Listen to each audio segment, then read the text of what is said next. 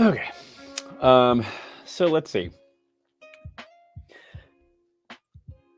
The past few months or so, as I think I've mentioned a few times before, I've been working with a team on a VR project. Um, and my main focus has been the music for a while. So that's kind of, it started out, I was a co-creator on this project. Or like from a co-design perspective. So I went from the perspective of like, what is the big picture here, to being sort of an individual contributor or a someone much more focused on a particular aspect of it, and not so much worried about the overall direction.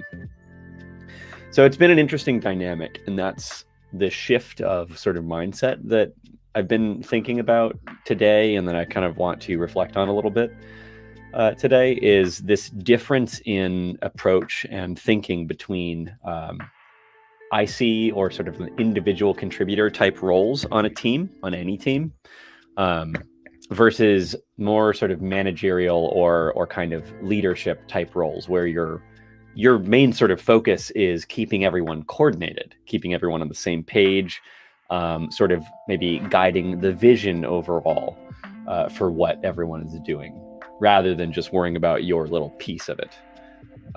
Of course, these are kind of just theoretical. There's always a sort of blend of these things and a kind of hybrid of this. It's on a spectrum. Of at one extreme, I only do this particular thing, and it is one piece in the much larger puzzle of what this team, company, whatever is trying to build and create.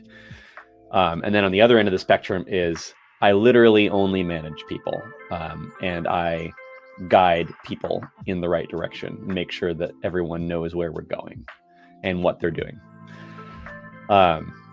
So that's like theory. Reality is there's always a weird sort of hybrid between those two. But so starting out in this particular project, music or the overall sort of design was my focus. So I was trying to write for that. I was working a lot with my partner on that whole endeavor, and trying to sort of set the direction for the idea and help sort of formulate what that would look like overall. We did a lot of sort of like writing and brainstorming exercises and things to come up with the big sort of picture, figure out, since this was a story, we needed to figure out what that arc looked like, and a lot of the details there, and like what it might look like in an ideal world, and then kind of start to pare that back and figure out, based on various technical limitations of the medium we had chosen. In this case, it was building an experience for the Quest, and the Quest 2, which is a VR headset. And so that was like a sort of limitation of our medium. We could only build something that is of a certain sort of high fidelity, or a certain amount of fidelity or detail. So there's like technical limitations we can't reach beyond. So we needed to simplify it down in so many ways. And then there's like a timeline we have to work on. So we have to figure out what can we do of this bigger sort of picture story that we would love to create. What aspects can we actually tackle within 3 months with a team of like 5 people or so? So we had all these other considerations. Once we had a sort of big picture idea in place and we worked out the details, how were we going to actually go about making that happen? So then after I was sort of much more focused in that perspective, in kind of this like bigger picture and the why and how we were doing things, my sort of role on the team has slowly been shifting the further in we've gotten. At least for this first section, we've been working on essentially a demo, a submission for a program where we essentially are creating a vertical slice in this story, is what they, I think, would refer to it as, or essentially a sort of as polished as possible snapshot in time from a larger experience that we might make. So we focused on this tiny little piece of the bigger scheme. And so my main contribution there, after the initial sort of conceptualizing of the idea, this sort of like doing a lot of writing and brain dumping and sort of molding the direction there, and sort of design of the thing was to then focus more on sort of the music side of things, because that's just where I decided my individual contribution would be, is to compose for this thing. So the further in we've gotten, the more I've focused on that individual role of just like, what the hell is the music for this going to be? And how does it need to adapt and move to communicate and really evoke the feeling and emotion for each part of that story?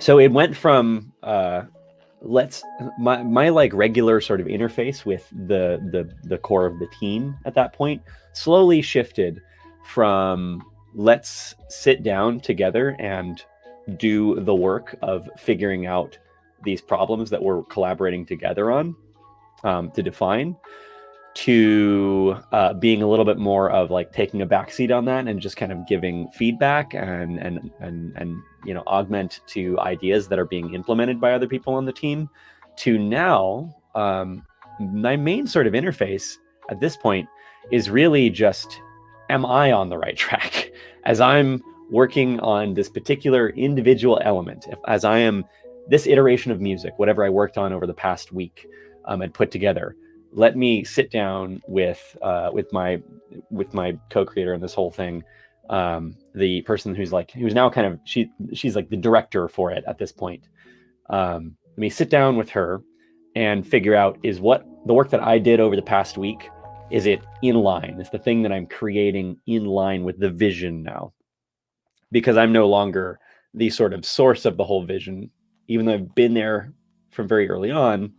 I'm now making a core contribution to it, so that I've got to create something that fits into that mold.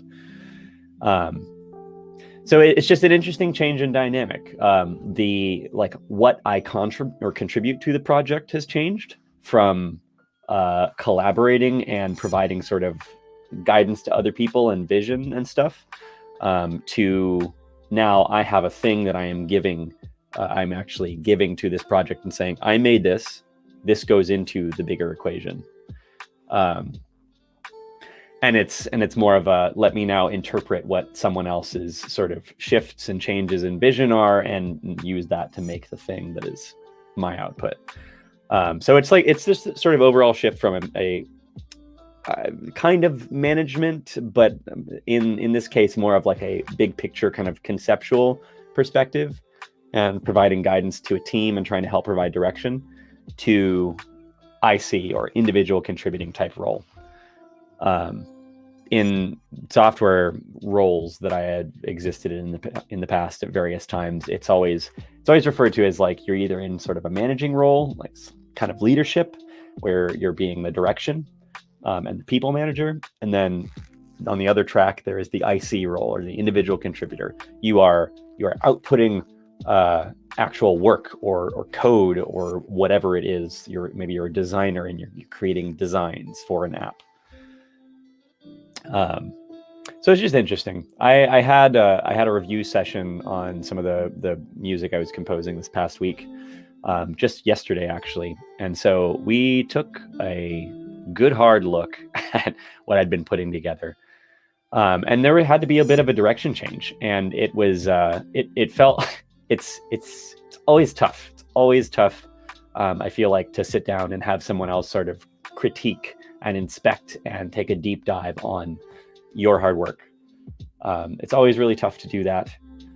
And it's something that, even though I've done it a million times at this point in my life, it's still something where I've kind of got to like intentionally bite my tongue, give that person time to sort of digest and mull over whatever it is that I created or did, and give them space to actually give their sort of unadulterated, unfiltered feedback, and then just kind of reflect on those things that they're saying, and not immediately try to defend myself or protect the baby that I've just been working on and raising over the past week, months, whatever it was. So really, whatever I can possibly do to stunt ego from coming into the equation, and put up a wall there from that long enough for them to give their natural sort of reaction to these things, and then have a sort of, two-way dialogue about it afterwards.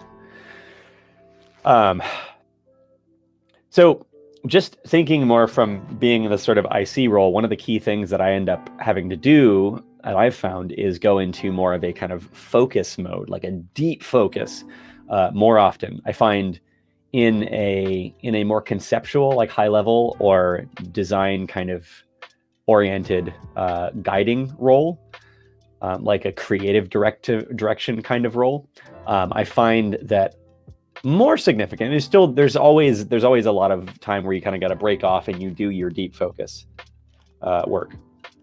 But I always find I spend a lot more time in those kinds of roles coming together with other people. There's a lot more time collaborating and working with others in order to get the idea across, or sort of center around a sort of the central sort of idea and direction. But in IC roles, I find that the majority of the progress that I make is actually... Starring Anna Kendrick, Justin Timberlake, and James Corden. Oh my gosh, my phone just thought I was trying to talk to it.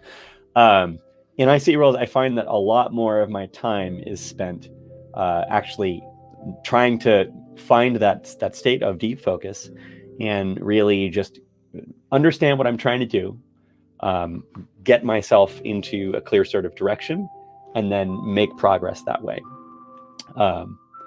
and start really building up some momentum there. And so I find I really have to give myself more space over periods of time from constantly sort of going back and forth with other people in order to actually make serious progress there. Some of that is just, I think, how I've found my brain to work over time, is that being able to deep focus on things is kind of a superpower of mine. And so I try to make good use of that whenever I am in a sort of IC role. Another aspect of that, though, is that I am also someone that does enjoy collaborating with others to work through ideas for periods of time. So it's always a bit of a trade-off, and not necessarily completely satisfying when most of my work is just a sort of individual contributor role, because in my own sort of reflection of this, I find that I appreciate having the perspective of being in that sort of like higher level sort of conceptual role, and helping sort of work with others to understand where their head's at and try to get everybody on the same page. That's just something that I really find that that I enjoy doing, and it's like a skill that I have. So it's always something I'm trying to make sure that I come back to. I think periods of time, I can personally jump into this sort of IC and deep focused role, but I think my sort of true north, or the direction that I always sort of gravitate back towards over time, is to come back to that very collaborative and sort of conceptual kind of guidance and creative direction type role. And then I'll go deep dive for a little bit and come back to it. So when I'm in this sort of context of trying to be an individual contributor and trying to do a bunch of deep focus work for a while, I've come across a few different things over the past week or so, and some of them are reminders of just ways to be better about staying on track and keeping myself moving forward and progressing on that kind of work. And some of the other ones I came across more recently. But one of them is actually something that I think I've heard in various contexts before, but setting something like a daily highlight or a focus for the day. So daily highlight, when I get started for the day, actually knowing what I am going to focus on for that day, even if it's actually better usually if it's just one thing. There's like that day has one primary purpose, and as long that kind of gives me the sort of point to align on for that particular day. It's a lot easier then for me to detect when I am getting sidetracked on other things, when I am procrastinating on aspects of that, which is a whole nother topic something I feel like I've talked about before. It's whenever I find myself procrastinating, it's always a, is it like, why am I procrastinating on something? Is it because it really is not as important right this second as maybe some other things? Or is it just something that I'm not really ready to tackle at that point, but I'm sitting here guilting myself that I'm not doing it yet?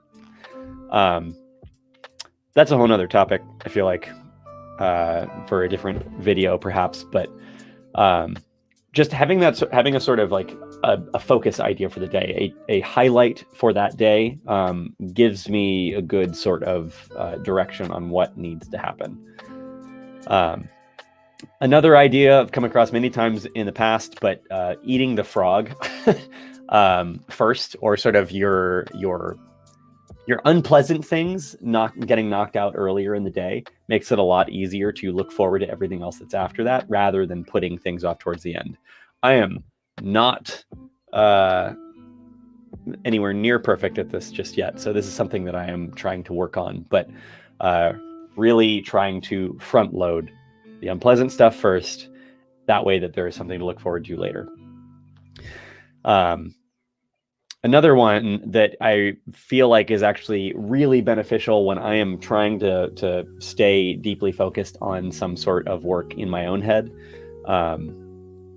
is this concept of like fast, bad, wrong, of first drafts. So for instance, if I am trying to compose music, or I'm trying to write a short story, or I am trying to scaffold together the first iteration of a website, or a basic concept for an app, or whatever the hell it is, it's always been beneficial for me personally to try to essentially take away all expectations of that thing being in anything like the kind of ideal vision in my mind. Anything like what I would eventually want it to be, and sort of divorce it completely from any elements of perfectionism, because that is usually what stops me from actually making any progress, is that you try to sit down and start looking at that blank piece of paper, or your blank interface, or whatever the hell it is, and immediately it's overwhelming and you don't know where to start. And usually the best way to circumvent that is just to start throwing spaghetti at the wall, essentially. Start spitting out whatever words come to mind.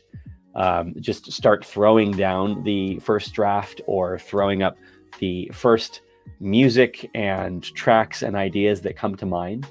And just keeping, like, really fighting back that desire to try to further shape those things and make them look better, feel better, whatever the hell it is. Because that first pass is always, it's usually going to be shitty. Sometimes you actually come up with something really good on the first try, but I find more often than not, having that as an expectation is a really quick way to stunt any progress that I want to make on whatever the hell it is. So I try to just get rid of that expectation of this is going to be neat and structured, or this is going to make sense in the bigger thing, and just start throwing things down. And then once I've actually gotten that far, I've got like some initial stuff there, the canvas is no longer empty. So then there's something to start working from. And the task of continuing that inertia and building up a snowball and progressing forward becomes way easier once I'm not working from a blank canvas. So a fast, bad, and wrong first try. Basically just looking at it as something that, here, this is going to be really bad, this is going to be shit, and I'm just going to run with it. We're just going to, that's what it's going to be first. This needs to be nothing like the ultimate thing. This is just going to be a really crappy first try.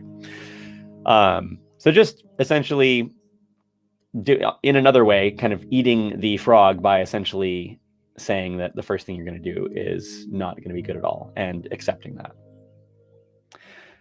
Anywho, those are just some things that were on my mind today, but yeah, hopefully some of this is helpful, and it's definitely helping me reflect regardless. So thanks for stopping by.